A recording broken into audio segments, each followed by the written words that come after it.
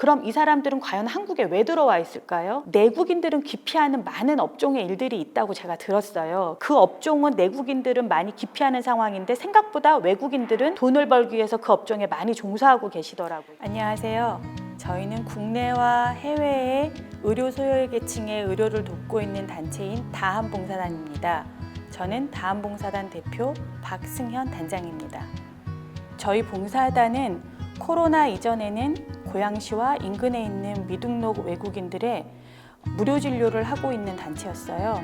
근데 코로나가 시작되면서부터는 이 미등록 외국인들이 본인들의 불안한 신분 때문에 자유롭게 받지 못하는 PCR 검사를 받도록 독려하고, 또 이분들이 혹시라도 백신을 맞고 싶어도 맞지 못하는 신분의 불안함 때문에 맞지 못하는 걸 자세히 설명하고 이분들의 접종을 독려하는 일들을 코로나 시작부터 지금까지 하고 있습니다. 코로나가 지금으로부터 한 2년 전쯤에 시작됐다고 제가 기억하고 있고요. 저희가 만나고 있는 미등록 외국인들 중에도 확진자가 생겼었겠죠.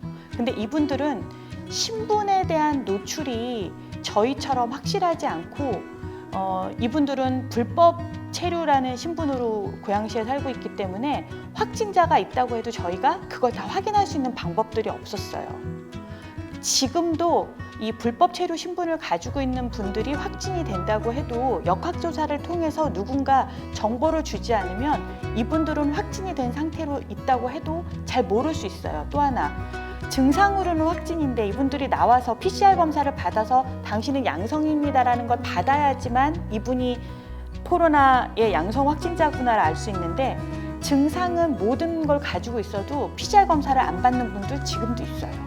외국인들 중에는. 그러니까 코로나가 시작되면서 미등록 외국인들은 그 전에보다 오히려 더 신분에 대한 불안, 혹은 또 이 코로나에 대해서 검사를 받아야 된다는 부담감, 이런 거로부터 굉장히 불안하고, 그리고 그거에 대해서 본인들이 해야 됨에도 불구하고 계속 피한다고 해야 할까요? 그런 것들이 계속 있는 거죠.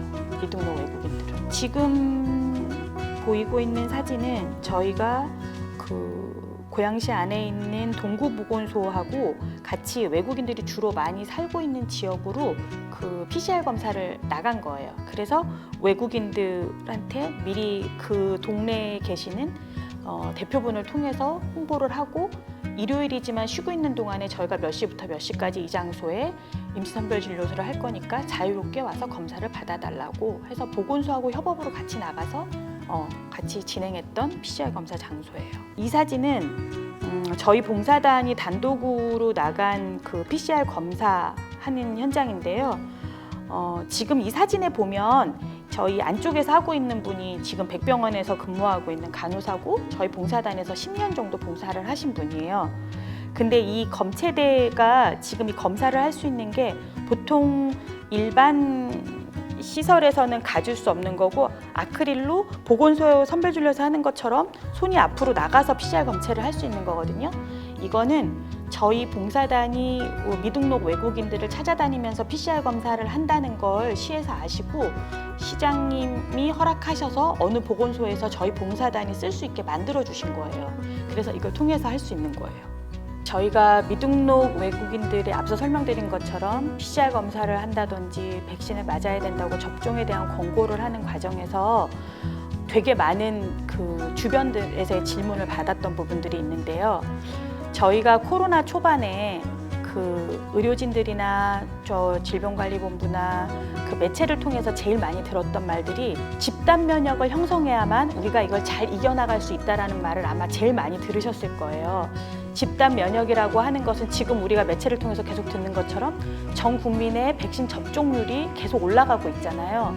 그러면 전 국민이 지금 제가 알기로 거의 80%에 육박하는 접종률을 가지고 있으면 모두가 백신을 맞았기 때문에 전염이 될 확률이 그만큼 적어진다고 저는 이해하고 있어요. 그래서 집단 면역을 형성하는 거에 우리가 어떻게 해야 될 것인가를 계속 고민하고 논의하고, 그래서 백신도 맞고 하는 과정 중에 미등록 외국인이라는 한 분야가 있었어요. 미등록 외국인한테도 백신을 맞게 하자라는 그 정책이 처음부터 있었던 건 아니고 중간 이후부터 생겼거든요. 근데 한간에서는 우리나라 자국민도 아니고 우리가 내는 세금의 일부로 저 백신을 사서 맞추는 건데 저 사람들한테 과연 이걸 맞추는 게 옳은가요? 저 사람들도 꼭 맞춰야 하나요? 하는 질문들을 제가 몇 번 받았어요. 그때 제가 이렇게 말씀드렸어요. 저희가 집단 면역을 형성하자고, 집단 면역이 우리가 빨리 이걸 이겨나가는 방법이라고 하는데 생각보다 저희 주변에 많은 외국인들이 살고 있고 그 외국인들이 적법한 자격을 가진 사람도 많지만 그렇지 않은 사람들도 많아요. 그럼 이 사람들은 과연 한국에 왜 들어와 있을까요? 저희가 하고 있는 업종 중에 내국인들은 기피하는 많은 업종의 일들이 있다고 제가 들었어요. 근데 그 업종도 결국은 그 회사가 돌아가야만 이 사회의 어떤 구조가 맞물려서 돌아갈 텐데 그 업종은 내국인들은 많이 기피하는 상황인데 생각보다 외국인들은 돈을 벌기 위해서 그 업종에 많이 종사하고 계시더라고요. 예를 들면 폐의류 업체라든지 폐타이어를 처분하는 업체라든지 이런 데는 외국인들이 없으면 그 공장에 돌아갈 수가 없대요. 그러면 불법인 신분이어도 거기 와서 물론 일을 해서 돈을 벌어가지만 이 사람들이 없으면 그 공장이 운영될 수 없는데 미등록 외국인에 대한 어떤 의료적인 정책이라든지 이 사람들에 대한 보험이라든지 이런 거에 대한 정책은 저희 나라는 아직 없어요. 근데 저희가 그런 상황에서 코로나 팬데믹이라는 상황을 맞이한 거잖아요. 그러면 이 사람들한테도 과연 백신을 맞춰야 되는 게 옳은가 그른가를 생각할 때 집단 면역을 형성해야 된다고 하면 자국민의 어떤 그 집단 면역 혹은 이 코로나 상황에서 빨리 이겨나가는 한 측면으로 본다고 하면 이 외국인들한테도 분명히 백신을 맞춰야 되는 게 맞다고 저는 말씀을 드렸거든요. 물론 이게 입장이라든지 견해 차이가 있겠지만 저희가 코로나 이 상황에서만 본다면 외국인들도 분명히 저희의 집단 면역 형성을 위해서는 접종을 하고 같이 가야 되는 상황이 맞는 것 같고요. 제가 현장에서 미등록 외국인들의 진료를 돕거나 의료를 하면서 제일 많이 혼란스러웠던 부분이 있다면 이분들의 노동력은 반드시 필요해요. 저희 사회에. 그렇지만 이 사람들에 대한 정책이나 배려는 만들 수가 없는 상황인 거예요.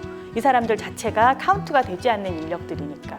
그래서 저희가 노동력은 필요하지만 이 사람들을 보호할 어떤 정책도 가지고 있지 않다. 지금까지는 그게 문제시되지 않았는데 코로나를 겪으면서는 이 사람들의 집단 확진이 났을 때 역학조사로 이 사람들의 주거지를 찾지 못해서 이 사람들이 얼만큼 누구와 접촉했는지에 대한 데이터를 얻을 수 없었고요. 이 사람들한테 PCR 검사를 받아야 된다고 연락해줘야 되는데 이 사람들을 다 일일이 연락할 수 있는 방법이 없었고요. 백신을 맞으라고 공고 홍보해야 되는데 역시 똑같이 방법이 없었어요. 저희가 앞에 말씀드린 것처럼 각 나라별 통역들을 통해서 혹은 이 사람들은 반드시 자기들만이 가지고 있는 네트워크나 커뮤니티가 있거든요. 그래서 저희 봉사단에서도 생각을 바꾼 게 결혼 이민자들을 통역으로 내세우고 이 사람들이 자기네 나라 사람들끼리만 소통하는 커뮤니티에 어떤 통로를 하나 가지고 있다면 우리가 이런 의료적인 어려운 상황에 놓였을 때 이 사람들한테 최소한 그런 통로를 통해서 뭔가 정보를 줄 수 있지 않을까 하는 생각을 하게 돼서 앞서 말씀드린 것처럼 그런 커뮤니티를 하나 형성하게 됐단 말이죠. 그래서 이후에는 저희가 이런 상황을 또 맞이하면 안 되지만 저희가 이런 의료적인 응급 상황이 생겼을 때 우리가 이 사람들을 어떻게 커넥트 할 것인가에 대한 고민을 좀 해보면 좋지 않을까. 그리고 저희 봉사단이 겪었던 것처럼 이런 상황을 통해서 저희가 이 사람들하고의 어떤 그 네트워킹을 만들 수 있다면 최대한 이걸 가장 유익한 커뮤니티로 만들어야 되겠다는 생각을 진짜 많이 했었던 것 같아요.